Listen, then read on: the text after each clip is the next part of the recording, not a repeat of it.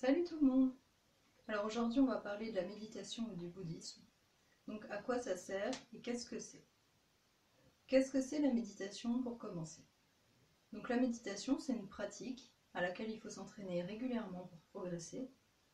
Méditer, ça veut dire habituer l'esprit. À quoi on l'habitue? En fait on l'habitue à sortir des conditionnements. Depuis toujours on est conditionné à croire certaines choses. Sur nous-mêmes, sur les autres, sur le monde. Par exemple moi, j'ai jamais fait de vidéo. Donc, je peux que me dire, je vais pas réussir à faire des vidéos, j'ai peur de faire une vidéo. Mais en fait, il n'y a que en faisant que je pourrais ensuite me dire autre chose. Alors que si je crois à la croyance, j'ai peur de faire une vidéo, je vais pas y arriver, bah je vais pas en faire. Et oui, effectivement, j'en aurais jamais fait, donc je saurais pas en faire et j'aurais toujours peur d'en faire. Donc la méditation, ça consiste principalement à sortir des conditionnements. Donc les conditionnements, ça va être tout ce qui est croyance, les croyances sur nous, sur les autres, sur le monde, sur tout ce qui nous entoure en fait. Mais ça va aussi nous apprendre à vivre différemment. Puisqu'il y a plusieurs sortes de méditation. Il y a les méditations analytiques, où on analyse justement des concepts du bouddhisme, des aspects de nous-mêmes. Et il y a aussi la méditation de pleine conscience, qui est en plein développement en Occident. Donc la méditation de pleine conscience, c'est simple en fait. C'est se concentrer sur le moment présent. Donc à la place de penser à ce qu'on va faire ce soir, à ce qui va se passer l'année prochaine, à ce qui s'est passé il y a 2 ans, on va se concentrer sur ce qu'on fait actuellement.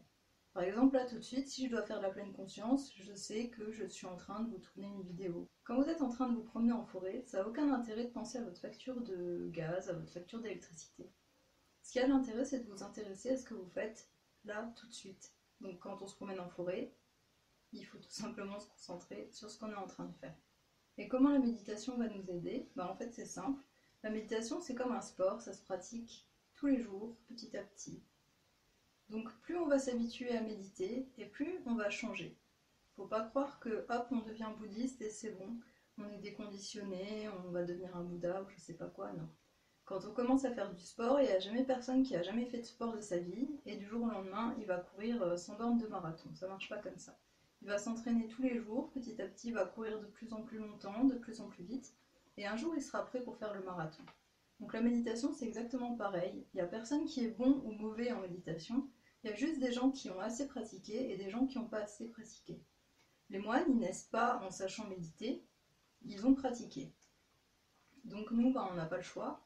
Si on veut progresser, il faut absolument méditer. Après, on peut aussi se demander, c'est quoi le bouddhisme? C'est une philosophie, c'est une religion? Alors, il y a les deux visions. Il y en a qui voient ça comme l'un ou l'autre, il y en a qui le voient comme les deux.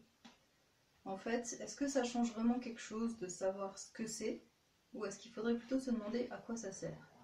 Ce que c'est, peu importe franchement. Que vous le voyez comme une philosophie ou comme une religion, tant que ça vous aide, c'est le principal. Après, de toute façon, on peut avoir une façon de voir les choses au début, et après, au fur et à mesure, le voir comme autre chose. Moi, quand j'ai commencé à méditer, c'était même pas parce que j'étais bouddhiste, c'était pour les bienfaits de la méditation. Parce que la méditation, ça va amener des bienfaits psychologiques, physiques, et beaucoup de changements dans la vie. Donc, il n'y a pas besoin de se poser ce genre de questions. En fait, il y a des questions qui sont utiles et il y a des questions qui sont complètement inutiles. À savoir, est-ce que le bouddhisme est une philosophie ou une religion? Il n'y a pas vraiment de réponse en fait. Pour certains, c'est une philosophie, pour d'autres, c'est une religion. Ce qui compte surtout, c'est à quoi ça sert. Et à quoi ça sert, que vous le voyez comme une philosophie ou comme une religion, en fait, ça sert à la même chose. Donc le but du bouddhisme, c'est de travailler sur soi-même. Alors, pour travailler pour soi-même, il faut déjà un minimum d'humilité, savoir se remettre en question, savoir qu'il y a des choses qu'on a à travailler sur soi, qu'on n'est pas parfait. Personne n'est parfait, donc il n'y a pas de raison que nous, on le soit. Et le bouddhisme, c'est comme la méditation, en fait. Tout simplement, ça s'apprend. Il n'y a personne qui naît en sachant déjà tout sur le bouddhisme. On doit tout apprendre. Et on ne va pas commencer par la fin. Ça ne sert à rien de commencer le bouddhisme en se disant je vais lire un livre sur la vacuité. On ne va rien comprendre. Il faut commencer par les petites notions, par les 4 nobles vérités. Si vous commencez par la vacuité, vous n'allez rien comprendre. Vous allez vous dire le bouddhisme, c'est pas fait pour moi. Mais en même temps, si quelqu'un ne connaît pas ces tables de multiplication ou ne sait pas faire d'addition, qui va commencer, je sais pas, à faire des statistiques, est-ce que vous croyez qu'il va y arriver? Non, c'est exactement pareil en ce qui concerne la méditation et le bouddhisme. C'est tout des choses qui s'apprennent. Alors ensuite, on peut se demander pourquoi méditer et pourquoi être bouddhiste. Si vous avez déjà l'impression d'être parfait, c'est clair que la méditation et le bouddhisme, ça ne va pas vous aider. La méditation et le bouddhisme, c'est justement pour s'améliorer, pour changer les choses qui ne vont pas dans notre vie. Bouddha, il est parti d'un principe simple, c'est que personne n'est heureux. Parce que même si on a l'impression d'être heureux dans notre vie de tous les jours, ou on va dire en tout cas pas trop malheureux, il y a quand même des choses qui vont nous faire souffrir. Par exemple la mort, la maladie, la vieillesse. Et Bouddha, il a apporté des réponses à tout ça en fait. Il nous a appris qu'il n'y a pas vraiment de mort, que la vieillesse, elle est juste normale, que la maladie, elle est normale aussi, que c'est pas fondamentalement différent entre la maladie, la santé, entre la vie et la mort. Mais tout ça, c'est des choses qu'il faut apprendre petit à petit. Là, quand je vous en parle, vous devez vous dire qu'est-ce qu'elle me raconte. Donc, la méditation et le bouddhisme, ça sert à s'améliorer soi-même, mais ça sert aussi à améliorer notre environnement. Parce que, par exemple, si vous êtes quelqu'un de stressé, comme moi je suis stressée devant cette vidéo, ça se sent, ça se voit. Et c'est communicatif très souvent. Donc, plus on va être stressé, plus on va avoir un environnement stressant, et plus on va stresser. C'est un cercle vicieux. Alors qu'à l'inverse, si on commence à se détendre, les gens autour de nous, ils vont se détendre aussi, puisqu'ils n'auront plus cette appréhension de toute façon, lui ou elle est tellement stressée que je sais qu'il ne faut pas que je dise ça, ou qu'il ne faut pas que je fasse ça. Ils vont être plus naturels, ils vont être plus détendus. Et vous, forcément, vous serez aussi plus détendu. Donc en fait, le but de la méditation et du bouddhisme, c'est de transformer un cercle vicieux en cercle vertueux. Et pour ça, il y a des techniques. C'est pas juste on devient bouddhiste et hop, on est libéré, on n'aura plus de problème. Non, c'est pas du tout comme ça que ça marche. Donc s'il y a quelque chose à retenir de ce que je viens de dire en étant très stressée, c'est que